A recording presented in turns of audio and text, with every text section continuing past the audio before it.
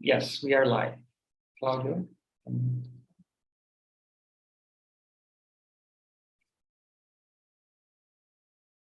Hello, sorry. Good morning, good evening to you all, to those who are attending from different places.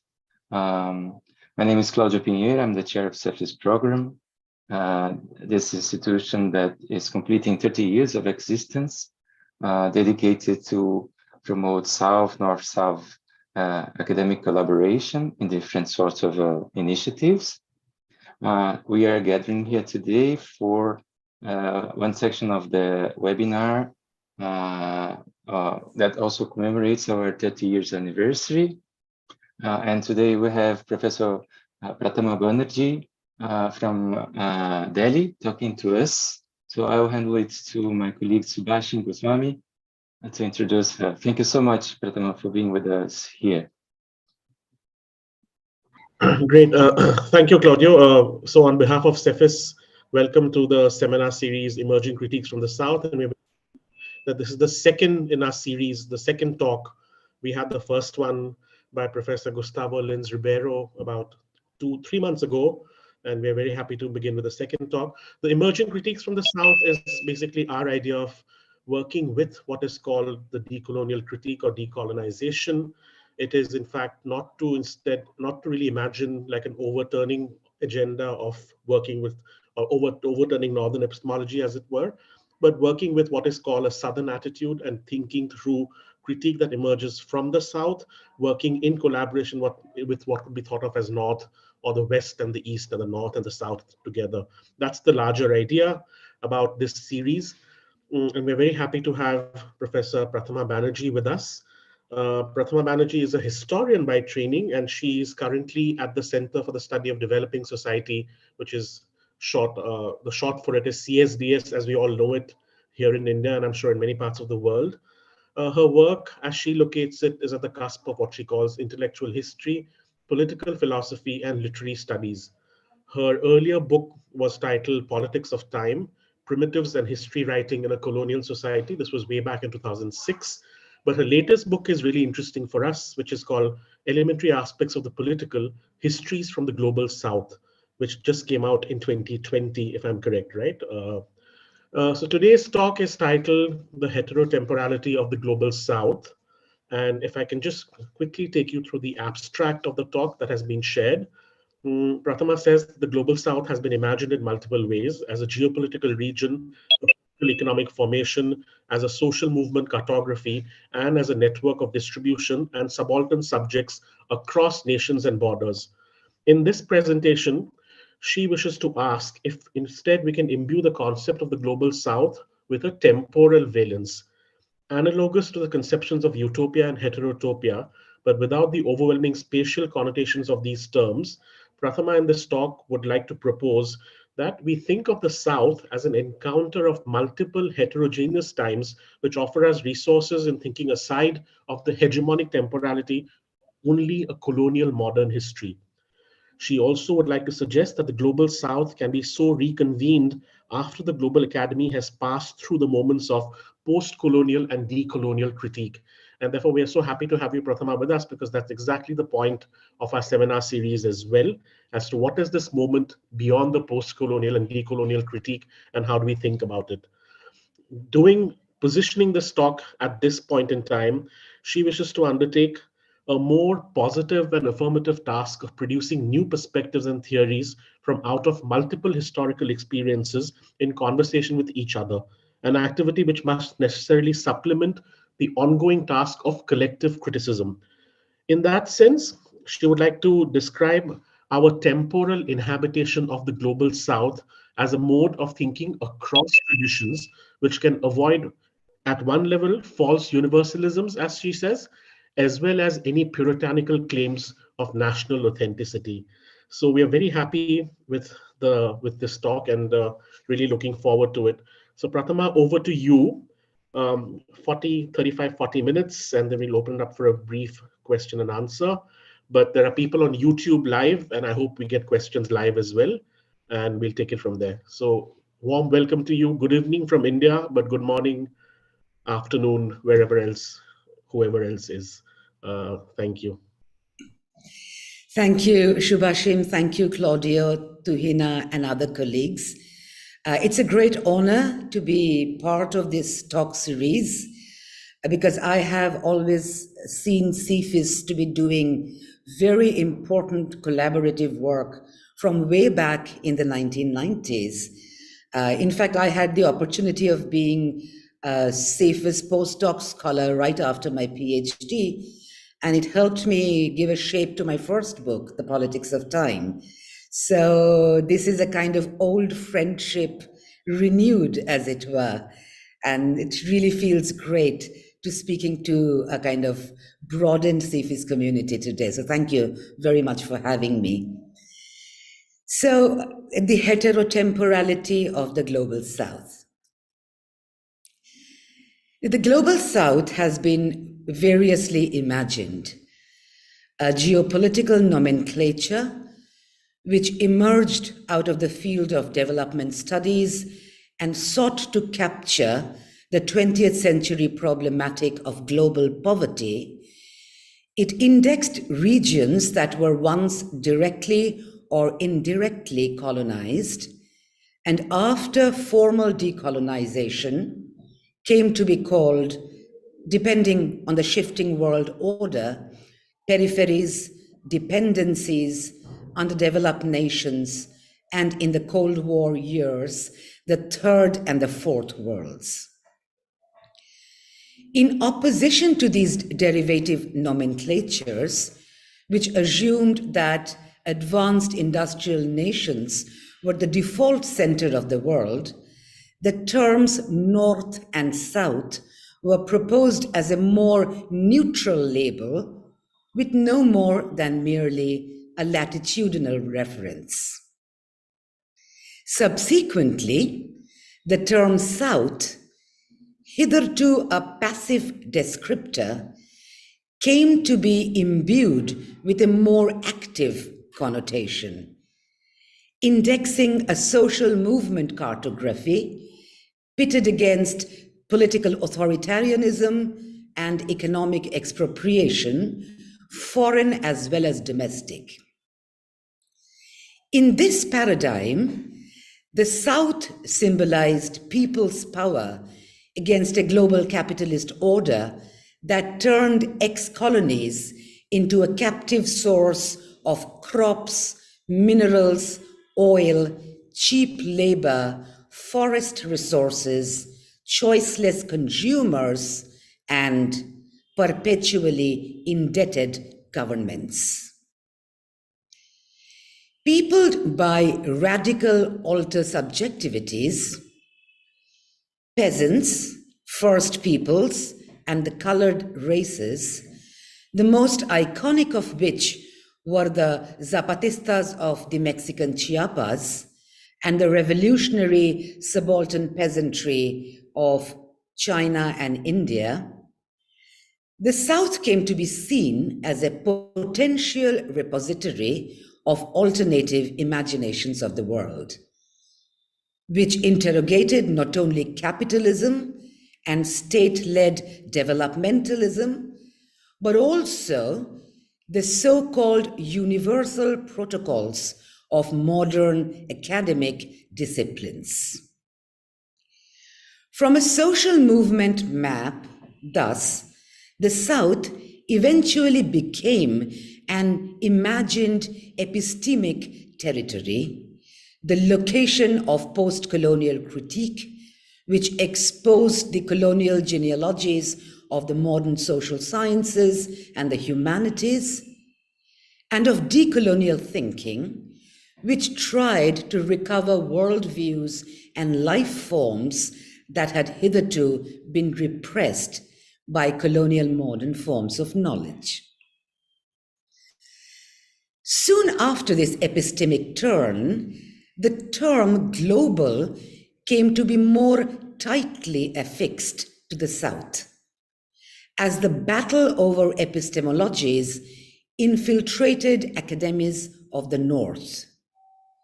With the 1990s globalization, the North and the South came to be even more enmeshed. ex-slaves, immigrants, First Nations, and queer sexualities now appeared to live southern lives in the North, subject to economic precarity, cultural prejudice, and epistemic violence, while globalized elites seem to live northern lives in the South. The South thus became a concept metaphor, which traveled across national and continental borders, and by implication made possible a critique of the nation as a political form, which, as many argued, did not do justice to the transcontinental and transcultural processes that produced the Southern experience historically, be it the pre-colonial circulation of ideas, such as between Europe and the Arab world, the well-known commercial cosmopolitanisms of the Indian Ocean, the Atlantic slave trade, the circulation of plants, animals, diseases, and microbes, the late 19th, early 20th century revolutionary diaspora, and indeed, the contemporary crossover lives of Southern immigrants and exiles. Now, through these multiple shifts in meaning, however, the global South has largely remained a territorial imagination.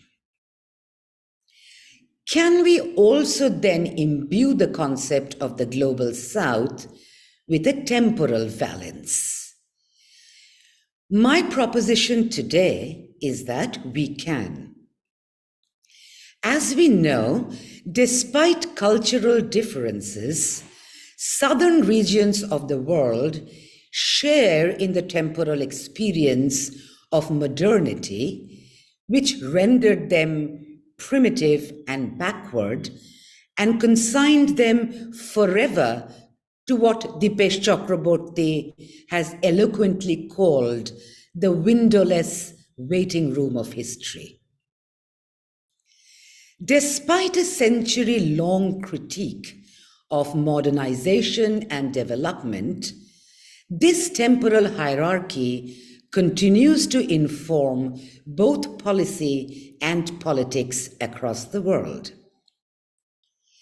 Scholars have, of course, tried to rescue the concept of the modern from its modular Euro-American form by talking of alternative modernities and demonstrating the emergence of early modern tendencies in regions such as the Arab world, China, and South Asia that came to be preempted by colonial underdevelopment. However, I strongly feel, and this may be a little controversial, that the concept of the modern, as it emerged in the late 18th century, riding on the Hegelian imagination of world history as stages of universal progress, is by its very constitution a temporally hierarchical concept. And any attempt to reclaim the modern on behalf of the South is always already doomed to fail.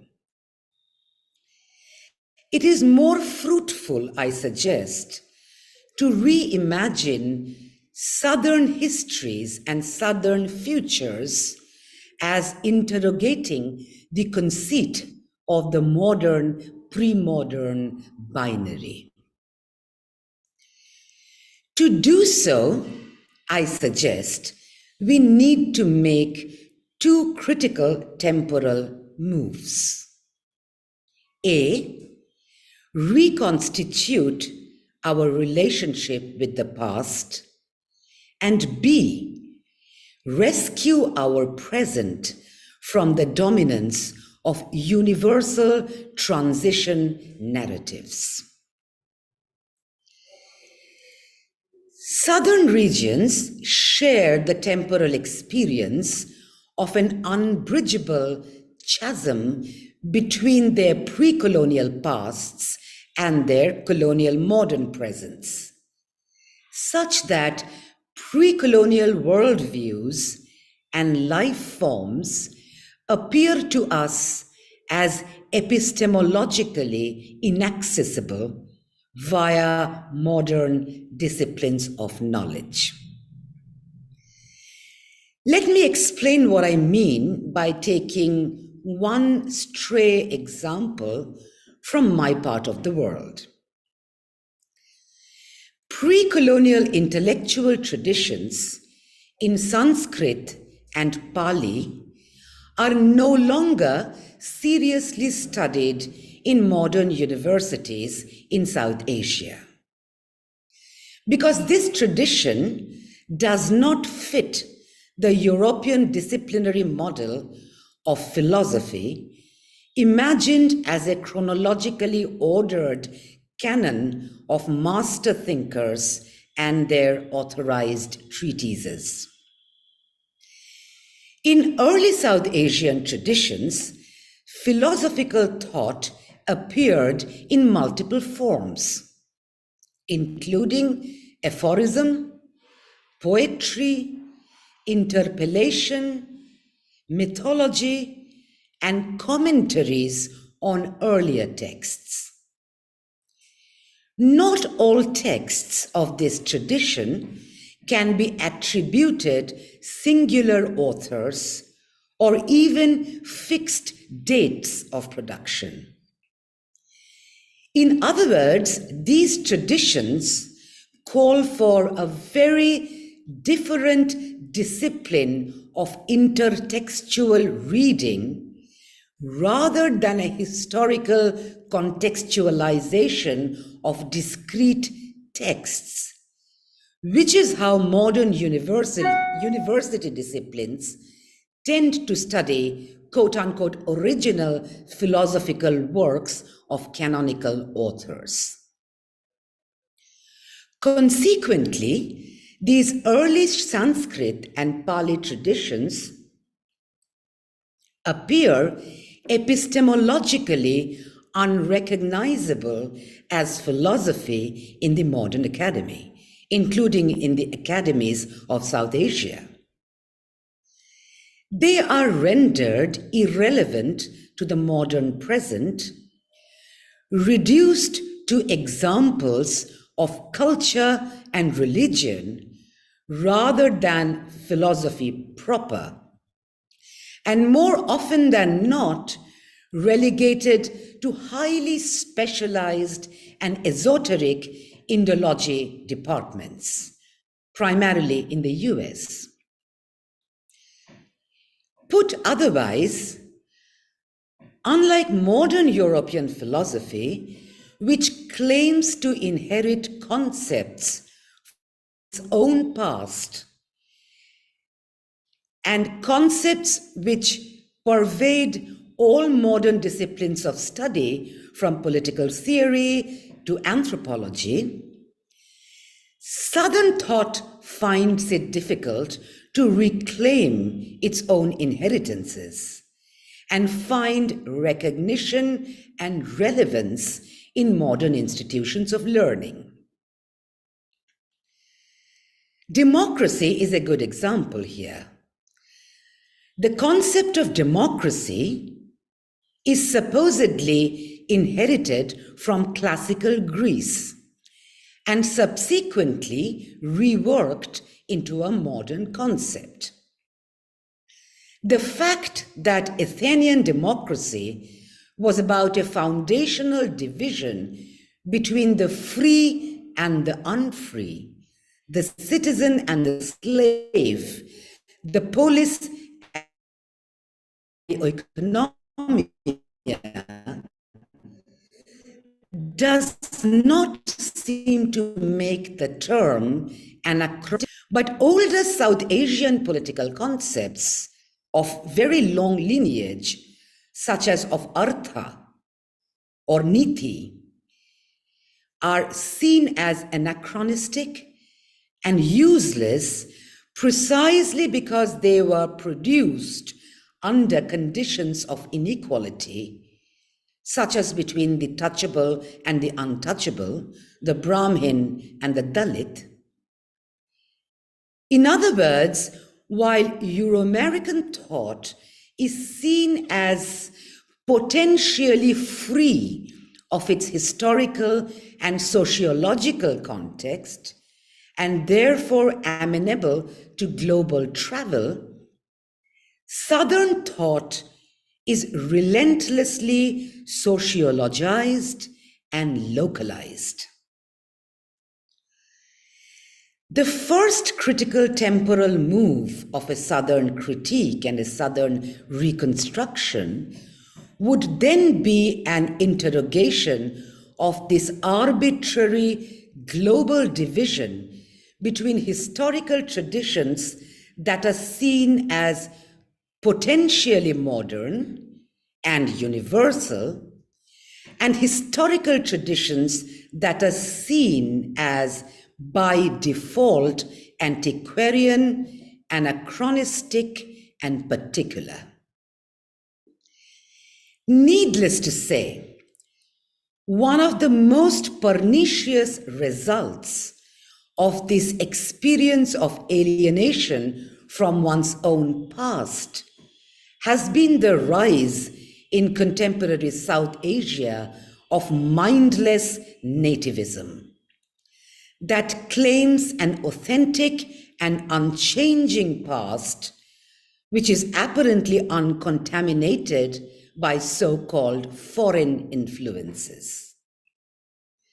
This has led to a highly regressive temporal politics in our times, as we all know, which seeks to repress and violently erase the fact that pre-colonial Indic thought was produced out of internal debates as well as external encounters with other traditions in Persian, Arabic, Tibetan, Chinese, and diverse vernaculars of South Asia, in a way that is historically irreducible to any pure national or community identity.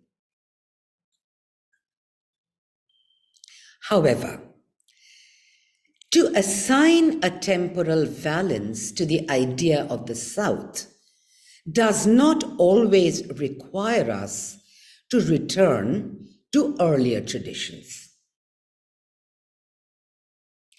It is equally important to pay attention to contemporary life forms and popular practices and analyze their immanent temporalities outside the reductionist framework of modernity.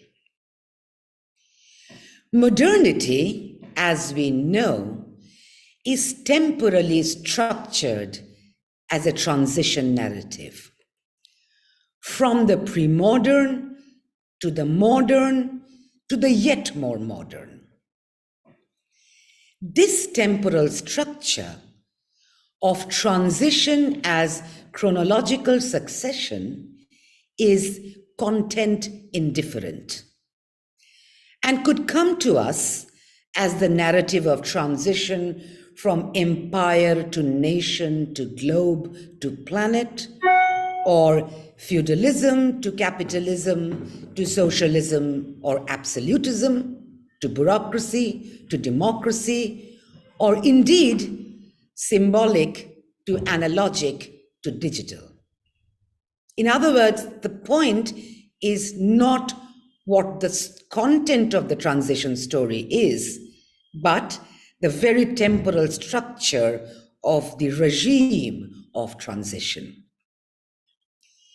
So, to me, the second critical temporal move towards disrupting the temporal logic of the modern is a questioning of this overdetermining transition paradigm within which we are forced to live as if by default. For the transition paradigm prevents us from acknowledging what I like to call the contemporaneity of our times. That is, the co-presence of multiple genealogies and multiple emergences. Said otherwise, what we must acknowledge is that any one moment in history is made up of a conjunctural play of diverse temporal tendencies and counter-tendencies, which cuts through the neat temporal classifications of modern and non-modern, past and future. This imagination of the now as a conjuncture of multiple coeval temporalities and therefore open to many possible futures, I suggest, helps us break out of the modernist transition paradigm in which we seem to be forever imprisoned. Now, let me explain this by taking up perhaps the most difficult example of our times, that of technology. Technology has successfully resisted postcolonial and decolonial criticism and has so far remained obstinately committed to a unilinear transition narrative of innovation and obsolescence. That is, the rapid and relentless supersession of the past by modern and yet more modern futures. In the global South, we experience technology as a Euro-American form of applied knowledge, which comes to us, albeit after a brief time lag, as the default infrastructure and background of our existence, which is beyond discussion, as it were. This was as true for the railways in the 19th century as it is for digital technology today. I suggest that the field of technology studies offers us a very particular imagination of the future, which can be called inevitabilism, from the term inevitable. That is, a generalized and unquestionable belief that the available future is the only possible future of humankind. Now, scholars have indeed tried to decolonize the temporality of technological inevitabilism, particularly pronounced today in context of information and communication technology. Scholars have tried to do this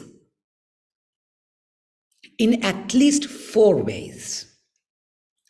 One, they have shown up the profiteering intention behind digital technology, most famously formulated by Shoshana Zuboff in her book on surveillance capitalism. Digital technology, led by Silicon Valley innovators in alliance with US security and military services, has been shown up as a mode of extraction and modification of human behavioral data for purposes of commercial advertising and political control, in analogy to earlier industrial capitalism's innovations in transportation systems that were driven by the extraction of human labor and natural resources from the colony. So shipping for slave trade and the railways for raw material extraction. Two, scholars like Wendy Chun have shown how older forms of discrimination and exclusion on grounds of race, gender, and nationality continue to pervade advanced technological formats such as algorithms and machine learning systems, producing a complex temporal hybridity of archaic lineages and futuristic imaginations.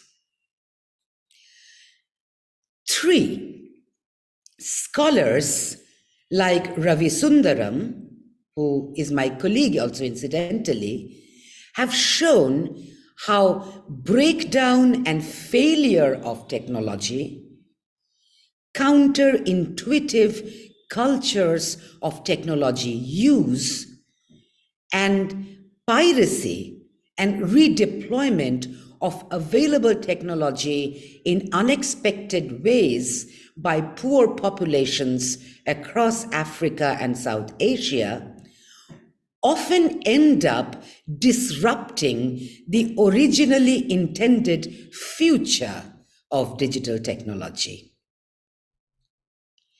And four, intermediate scholars have shown how technology actually does not replace earlier technologies in a chronology of unilinear succession, as is claimed by the idea of obsolescence and innovation, but in fact subsist in enduring entanglements with each other.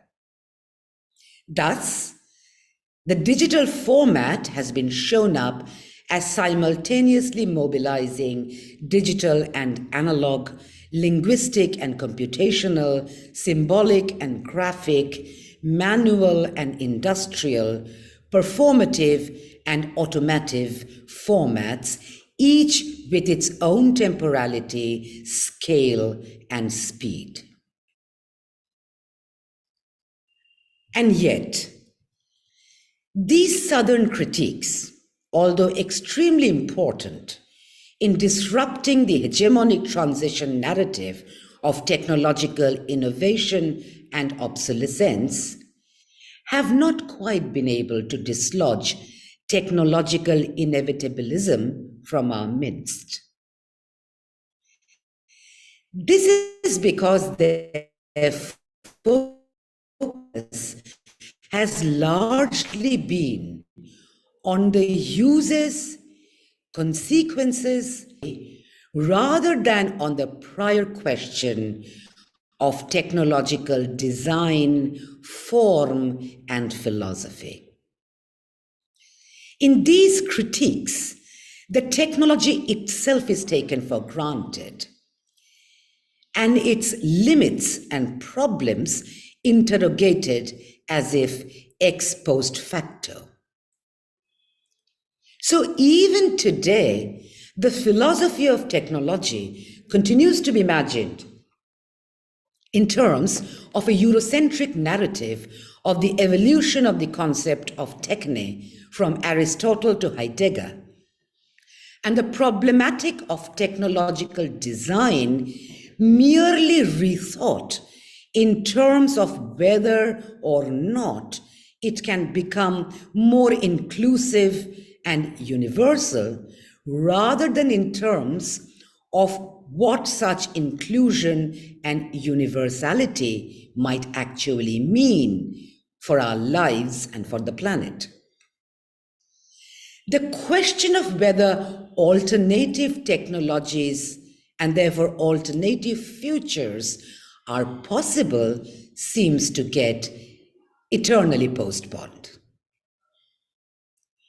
Here, I want to draw our attention to some new scholarship on the philosophy of technology that is only beginning to rethink technological futures from a Southern perspective. The most well-known name in this field is that of the Chinese Hong Kongese scholar Yu Hui, who works with the concept of cosmotechnics.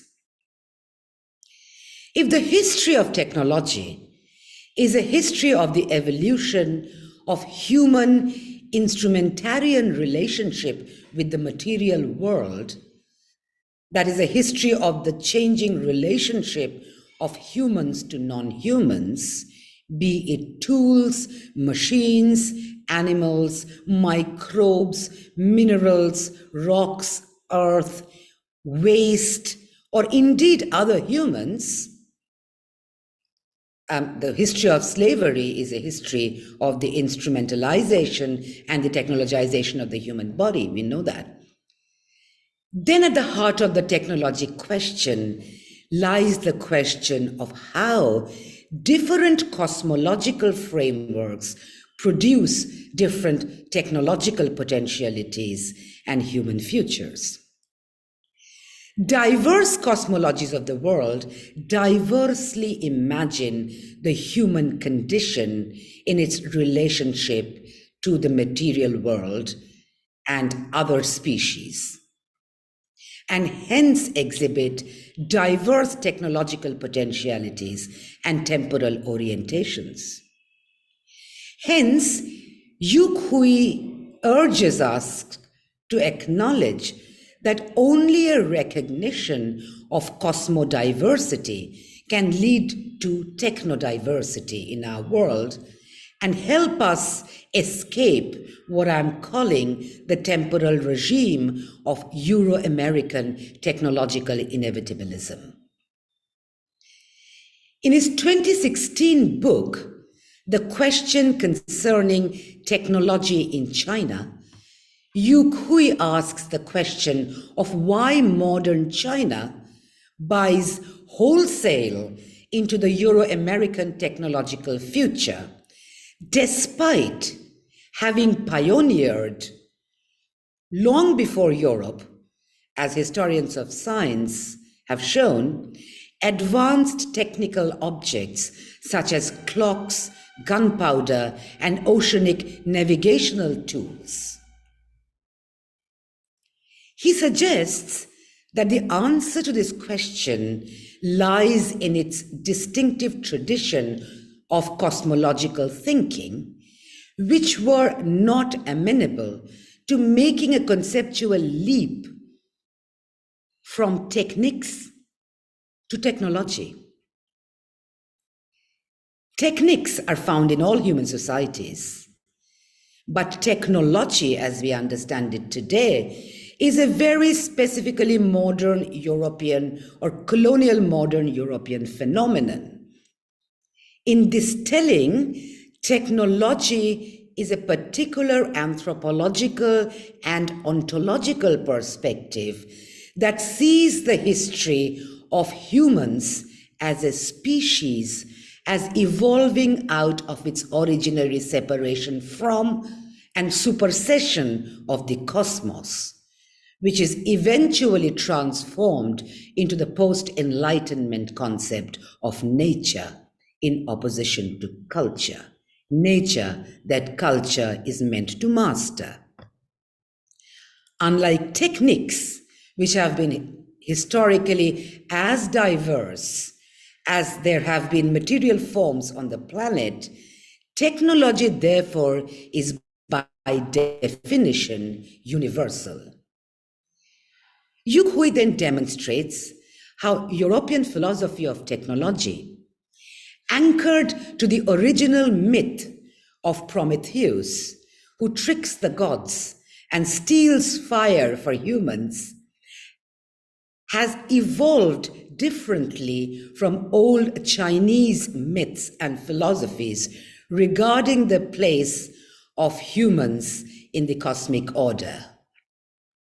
He goes on to say rather provocatively that despite technical advances, there was never anything called the technology question in China, by which he means that in Chinese history, technical experiments, of which there were many, technical experiments neither needed nor produced an ideology of technology as the essence of the human as Homo faber. Let me end here. What I've tried to do today is take two different, if not contrary, examples of archaic philosophy on the one hand and contemporary technology on the other, to make the argument that Southern thinking must simultaneously reimagine its relationship to the past and its horizon of the future. In other words, I have tried to demonstrate how we can imbue the idea of the global South with a temporal charge. Following, as Shubhashim already mentioned, the conceptions of heterotopia, Foucault's concept, and utopia, Thomas More's concept, imaginary lands that invite us precisely because they are not contextually overdetermined and so permit an absolute freedom of imagination. I have proposed that we reimagine the South as a heterotemporal orientation that helps us shake off the historical determinism inherent in the concept of modernity. The South may very well be a non-place, hospitable to multiple thought worlds precisely because of its deterritorialized nature. It is precisely because of its nature as a non-place that the Southern imaginary makes it possible for us to recover and reconstruct repressed pasts and imagine unaccounted for presents, just as it becomes possible to imagine the coexistence of multiple virtualities and emergences. Only thus, I believe, can we liberate Southern lives from being merely empirical counterpoints to Northern norms and reconvene them as potentially a repository of alternative concepts and life worlds of truly global, if not universal salience. Thank you.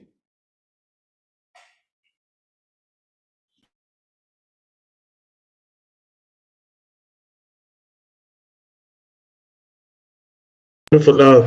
Thank you, Prathama, for that, for really stirring up our evening. I mean, heterotopia, one always, of course, conceptualized it as the possibility of a world within another world, or the possibility of a world as a spatial extension.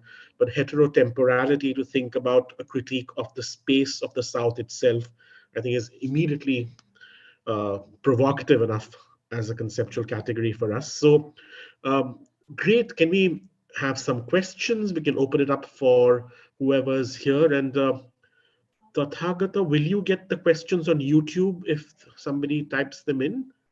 Or Sure, I'll do that. yeah, okay. So please keep a lookout on the YouTube questions. Yeah, I'm there.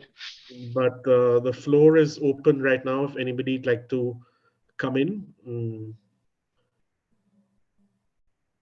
Or if people are, yeah, Claudio, yes, please.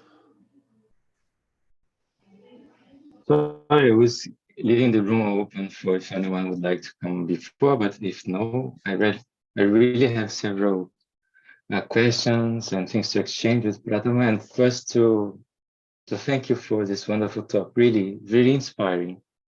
I agree on that with you on that. We tend to see, and this is part, say, probably of a Western fable about the South, that this is a geography. So to try settling us in a territory is not only inconvenient, but it doesn't match the way people in the South has been living through territories. starting with the indigenous groups that didn't see, I mean, this boundary so well defined. Although they were there, they were unperceivable for those who were coming to colonize. And I also think that from the beginning, the concept is addressing time in a way or another as well.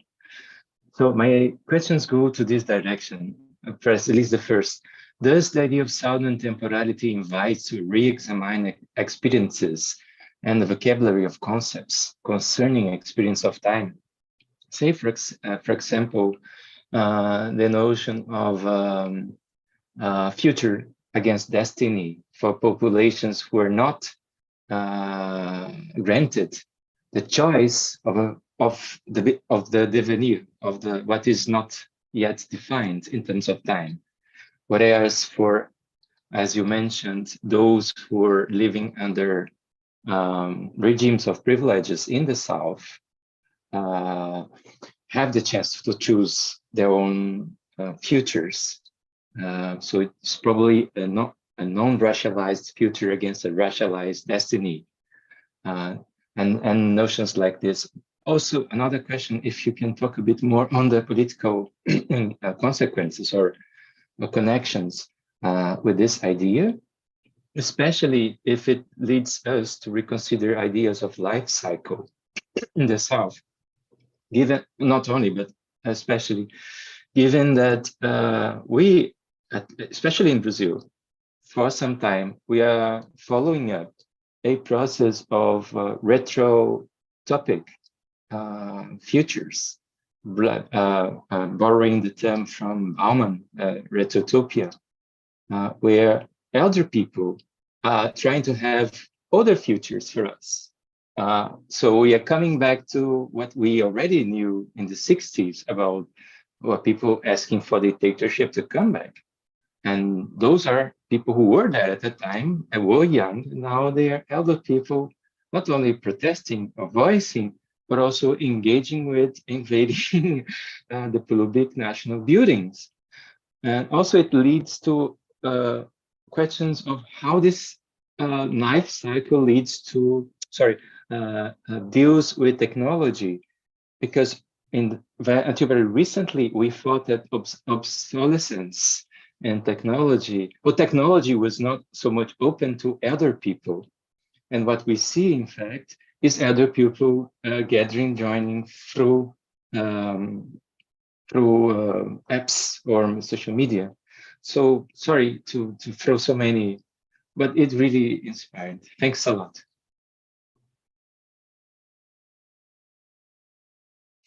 So how should we, I mean, should I respond or are you going to collect questions? What do you prefer? So this is quite a bit. Maybe you could respond to Claudio, and there's already a question on YouTube. And in the future, maybe you can take 2 or 3 together. Sure. Yeah? Thank you very much, Claudio.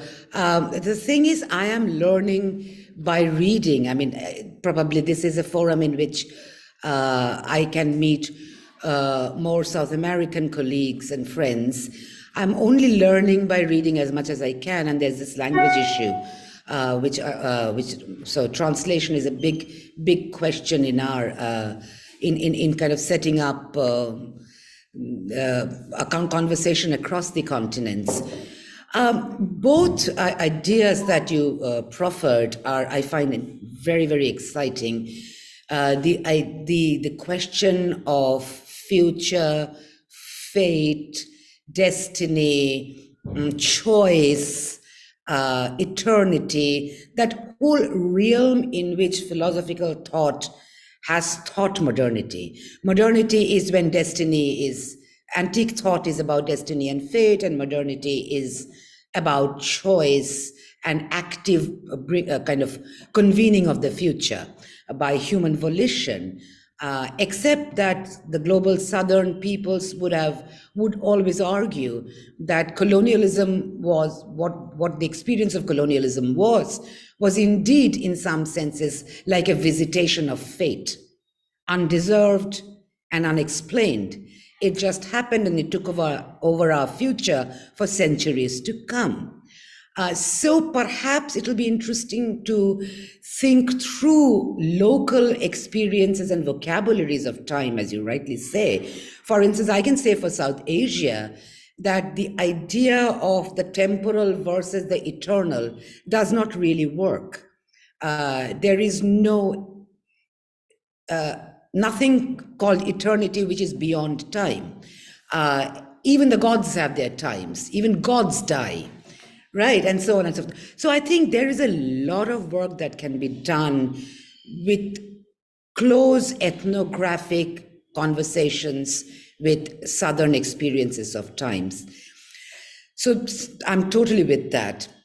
The second idea of life cycle is truly, truly crucial, because what modern social theory has done is that it has acknowledged identities of all kinds except the life cycle identity, or at least formally. So we have gender, we have race, we have sexuality, we have nationality, we have color.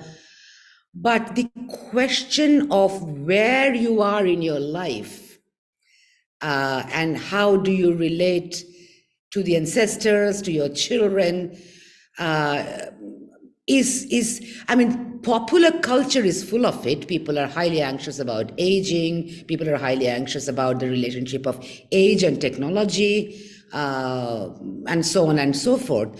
But the fact remains that the question of, and there's a lot of interesting work that has come from both some parts of that I know. I'm sure there are much more work that I know from the African context, which actually tries to argue that, look, more than gender in pre-colonial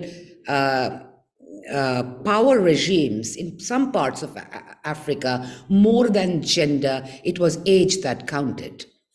So one has to think about stage of life as an important political category and not just an experiential category. Now, this has become hugely important today in context of climate change and the ecological crisis, when the prime political question to my mind is what rights and claims do the unborn have on us? Not just our children, but the unborn, the future, which we do not even know. The future, we are responsible to the future. And how would political philosophy look like? How would democratic theory look like? What would law and rights look like once we start thinking about the unborn? And we have forgotten how to think about that, because we have also forgotten how to think of ancestors, dead ancestors who have a claim on us and who people our world and who participate in our everyday political activities.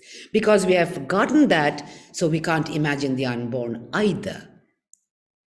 So there is the question of life cycles, to my mind, is a central question today. And I'm very glad that you brought it up, Claudia. Thank you very much. Hopefully we'll have more conversations to come. Great. Thank you, Prathama. So I have some questions also, but I can come in at any point. There is a question on the chat by someone called Adrish Ghosh, who's asking, can you see that? I'm reading it out. Is humanity aiming towards a synthetic cosmology and establish what he calls in quote, a favorable technological aspect of future existence? Yeah, that's one. Is there any other? Pravina, did you raise your hand? Not at the moment. I can't see any other question. Yeah, somebody yes. raised. Would you want me on to? the YouTube thing. Yes, Pravina, why don't you go ahead with your question? Yeah, go ahead. So my question is that I recently came across a YouTube channel. It's by somebody called Isak Munda, who is identified as a tribal by the Indian state. And the person described himself as a daily wage laborer and spoke about how during the COVID, he came under this desperate situation where he learned to, from YouTube only, learned how to make money by uploading content on YouTube. So I understand that on one hand, technology of these kinds, they are tools of profiteering that is there. And I came across Dipesh Chakrabarty's concept of politics unlimited, but I wanted to know your thoughts on how would you respond to how the marginalized or the would also at times reclaim these very profiteering technologies to in some ways give it back, or I don't know. Yeah. Yeah, great. Thank you. Thank you, Adrish and Pravina. Adrish, thanks for that interesting formulation, synthetic technology. I'm not sure what exactly you mean by it. If you are intending to mean a kind of, biodigital synthesis in which technology becomes, in some senses, inseparable from the human. He's sorry, Prathama. He's saying synthetic cosmology. Sorry, And synthetic yeah, cosmology. Okay. Yeah, totally. I think I'm totally with that idea. I mean, the original, the kind of archaic idea of cosmology includes non-human forces, of course, including gods and ancestors and animals and mountains and trees and so on and so forth. My hunch is that there are two additions that we need to synthesize in our contemporary context, which are, of course, machines and microbes. Now, these have emerged into visibility only recently, only through the kind of modern science and so on and so forth. But the fact remains that machines are also part of our cosmology and must be, as would be not only things that we can't see, such as microbes and viruses. And how does one even visualize or even think kind of larger cosmology? I'm totally with that idea of, though the word synthesis somehow makes us feel as if it can be done too easily without any fractures and cracks or any kind of power conflicts. My hunch is that it will not be that easy. There will be a politics around it, how to incorporate the machine and the virus and the god and the tree and the unborn, as we were just saying, in a kind of, and it's quite a phenomenally difficult task of imagination, right? So I think it needs a kind of collective human labor towards imagining a new cosmology for our times. But it is indeed the task. So I'm with that. Pravina, totally. In fact, it's quite interesting actually when the internet first came, for us the early 2000s, but late 1990s, it was seen as a democratizing technology, right? It allowed non-literate people who could never print a book or write a letter to the editor in a newspaper, in other words, non-literate people who were excluded from the print public sphere, to be able to access the second orality, right? You could just talk, upload videos, and there was no control over what you are authorizing, what you are saying and so on and so forth. And you could make various solidarities with people who you would have never met around you. And there was much excitement about this, the democratic potentials of the internet. And that continues till date. In India, if you look at YouTube, it's an amazing conglomeration of all sorts of peoples, even more TikTok, which got banned because of the China-India politics. But TikTok was the true blue subaltern digital platform in India. I can say that for sure. But nevertheless, that is the problem that is the complexity of thinking, which is to say that while people feel empowered with a phone in hand, they are also in some ways relentlessly subject to not only privacy invasion and data extraction, but in fact behavioral modification. You slowly become a different kind of a person without knowing it, once you are living digitally, as it were. And that we know, I mean, in so many ways. And that behavioral modification is something that is not done out of choice or decision or political judgment. It just happens by your imbrication in the technology.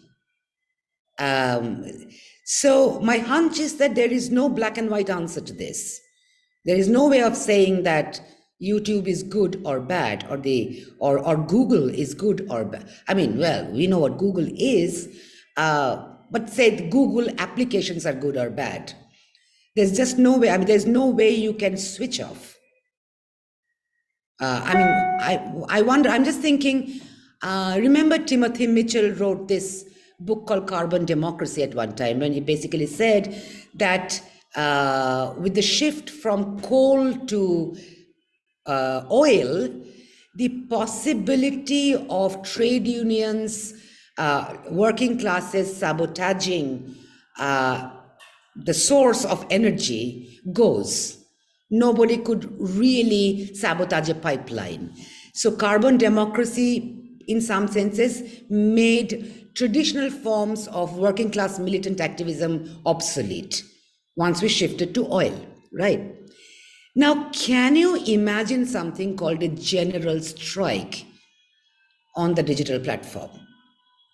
Most likely not, right? Which would require the whole world to choose for one day not to log in.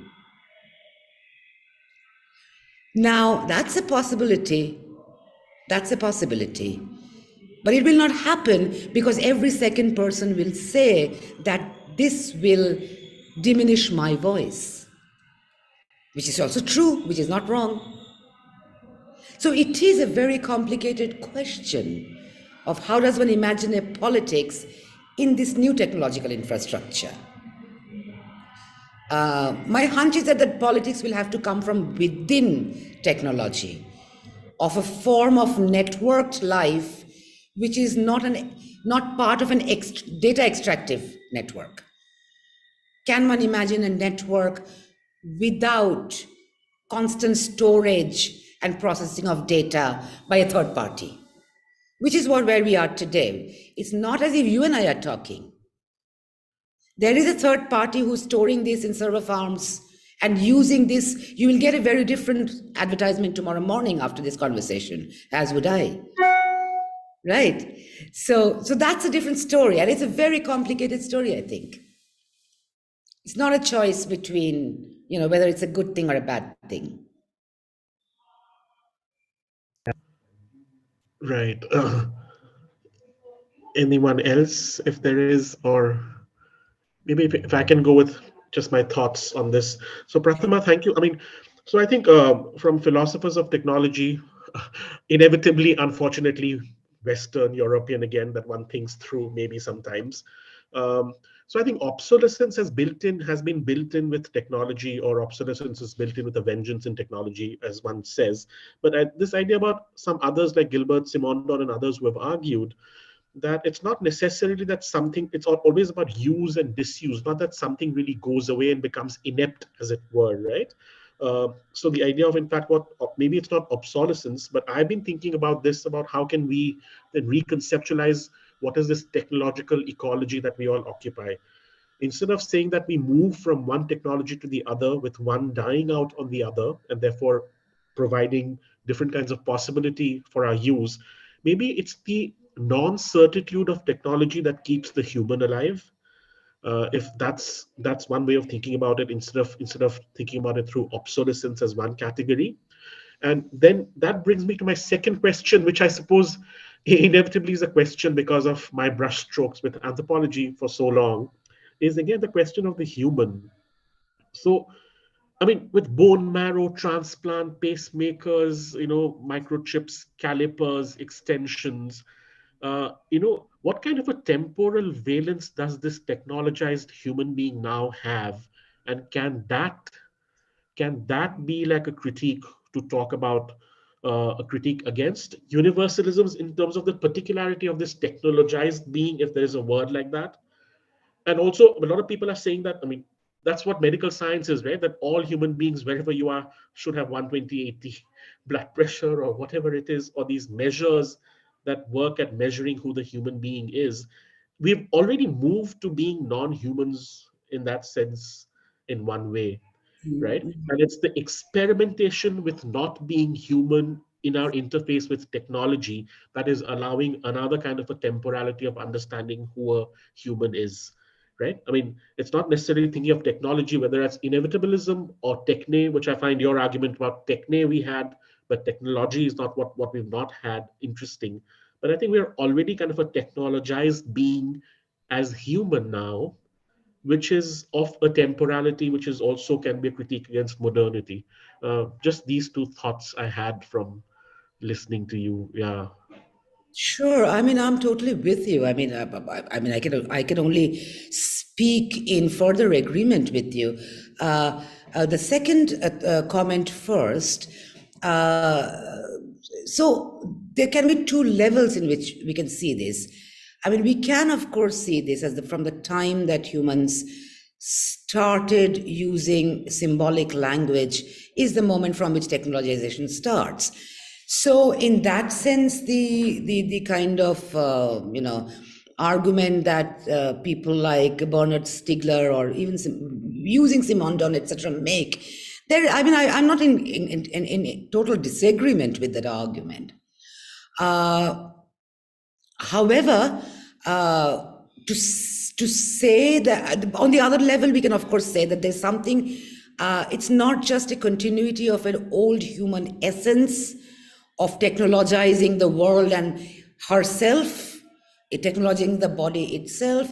That's not what we're looking at today. We are looking at some qualitative change that has happened, let us say, from the 18th, 19th, or maybe 17th, 18th, 19th century to today, when the ideology or the idea of technology as determining of human lives has taken over. I mean, even Marxism, if you remember, there was a big debate in Marxism about whether it was forces of production that determined human futures or relations of production.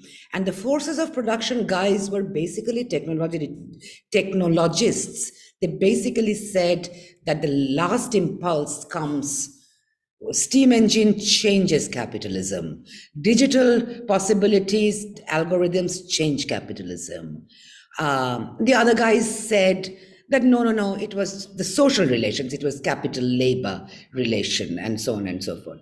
Now, to me, this argument, so the technology argument as determining of history is the thing that we are trying to unpack. Now, beyond that, I have no answers really, but the fact is, you're right, that, I mean, this has been argued by many people that current technological instruments, especially with its portabilization, with things becoming smaller and smaller, from the pacemaker in your heart to the mobile phone in your hand, basically technology has become a prosthetic extension of the human body. And at the same time, that the human body is also being seen as a technical system. So distinction between the organic and the machinic in some ways is kind of blurred. Now that we are talking about neurosignals and DNA signals and internal networks, Donna Haraway, blah blah blah, whatever. So I am basically in agreement with you, and I think all these perspectives are super interesting to think with. My problem is very simple, is that why is it that Indians, sorry for being provincial here, why is it Indians and the Indian state do not invest or think about new technological designs and formats? Why do they only say that, oh, we must go digital quickly and at the same time, as US does? So there's no debate on the technology itself. The debate is about its deployment. Use, yeah. So my question is that let's have a debate on the actual content of the technology. And I am, of course, I'm of course on the I'm not a Luddite. Nobody is really. Nobody is a Luddite anymore. But the fact remains that we do not talk of technology, by which, by default, we buy into the obsolescence argument.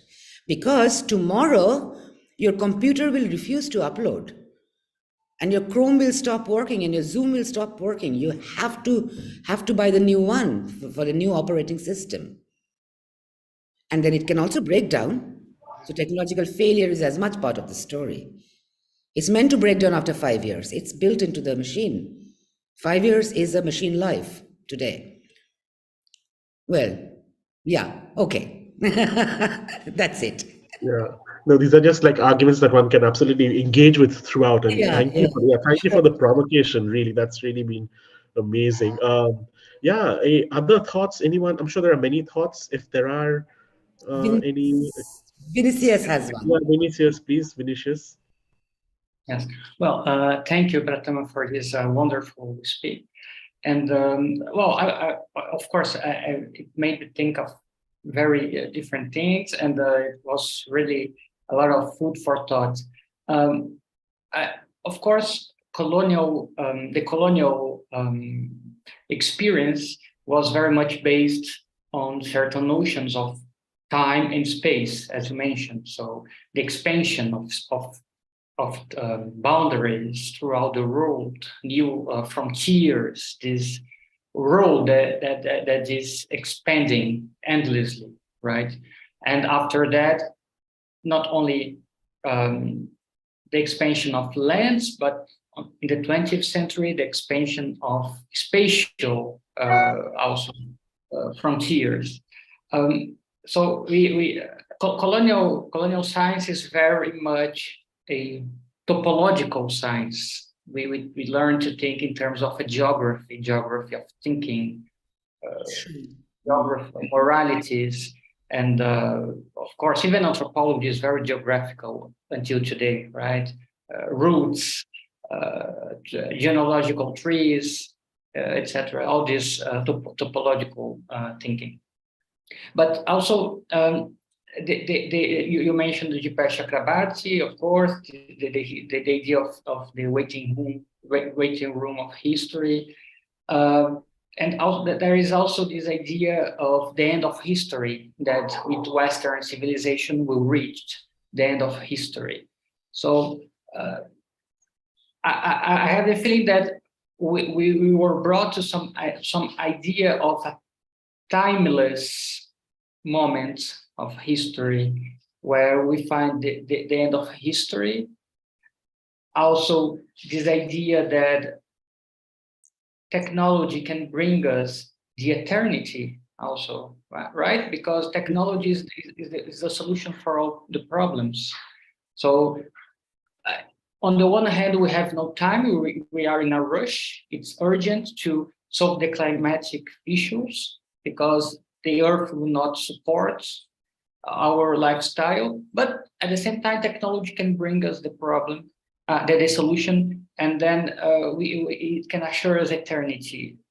All the prosthetics, we can, all the new artificial organs, etc. It can bring. So, but eternity is also a timeless conception because it's not about, it's beyond time. That's right?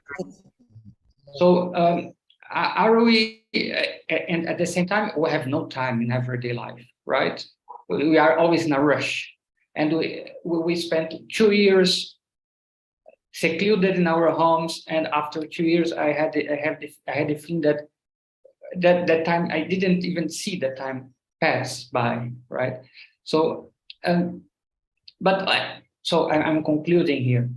At the same time, the notion of welfare state, the European notion of welfare state, was very much based on the idea of time for leisure. So you have work time, you finish your work, you go to the park, you go to the cinema. In the South, we never had this idea, right? Time was never a capital we had here. So I was just thinking if we are in a moment where time is something that is becoming absent for everyone. We are in a timeless moment of history. That's interesting. I didn't think of it that way. Sorry, Tuhina, is it connected? Sorry. Tuhina, is it connected? Yeah, okay. Yeah, thank you. And sorry to interrupt you, Prathama, but so much to think about. And to sort of add to, one part of what Vinicius has said, that while we're talking about, the future and utopia, in some ways, especially given the climate crisis and in the wake of the pandemic, it seems to me as if we've lost a sense of the future completely. There doesn't seem to be a horizon anymore. There doesn't. It seems as if all aspirations are completely set in the present, and the present moment seems to be all encompassing, that this is all there is. And it's becoming very difficult actually to imagine, even a decade down the line, where the present seems to be this volatile, but also for that reason, all there is. How does one then think about temporality in your scheme of things, or to rethink the global South? Yeah, I mean, absolutely. I mean, absolutely point taken. To begin with, I just remembered. You remember Ranajit Guha, right? Ranajit Guha. It is the 100th birth anniversary of Ranajit Guha. And Ranajit Guha has been one of the more globally influential thinkers that we have had from South Asia. So Ranajit Guha wrote an essay, early 2000s, I'm forgetting the exact date, and it was called The Colonial City and Its Times. The argument in that essay, now there was, when he's writing it at a time, then the question of a pandemic or climate change hadn't quite registered on him. That's clear. But he is writing that the colonial present is a time which has no anteriority and no futurity. It's a present par excellence which devours its own past and its own future. All you can do is just about make do in the present. And it's interesting to me that we have a kind of resonance between a time when colonization of peoples robbed them of their time, and today, when the colonization of the planet has robbed us all of any sense of time. And the fact remains that it doesn't seem, I mean, everybody knows that, many people agree, though the question is why it's not part of at least popular political rhetoric in our part of the world. Many people agree that the 2010s and the 2020s are the time when the climate change signs will intensify so much as to make it impossible to think about the next year. When extreme weather events, we have seen the forest fires and we have seen the hurricanes, but we are today seeing the sinking of the Himalayan regions inch by inch every day. It feels like a Christopher Nolan movie when we have to just time travel to escape where we are. So I don't know. I basically all I'm saying is that I'm just agreeing with you guys that yes, this is a strange moment, but there seems to be, and Vinicius is saying it very nicely, that we seem to be suspended in time. It's as if time is not moving. It's a moment of suspension. Yeah, I'm like, what can I say? I'm just agreeing.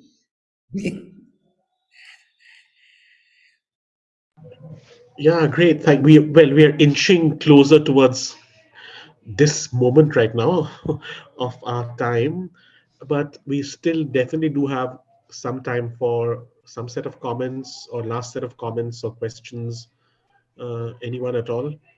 I'm scrolling on my top screen to see all the videos, but yeah, but okay. But if there are none, I think we can really end with this, because I think what Prathama you have really brought in for us is a provocation that fits in with our theme of what we are calling emerging critiques from the South, where we want to position ourselves as Southern scholars from the South, but not necessarily in the idea of overturning the hegemony of what has been so far, right? If one wants to be in conversation, what does that mean is what we are setting out to do through this Sure. talk series, as it were.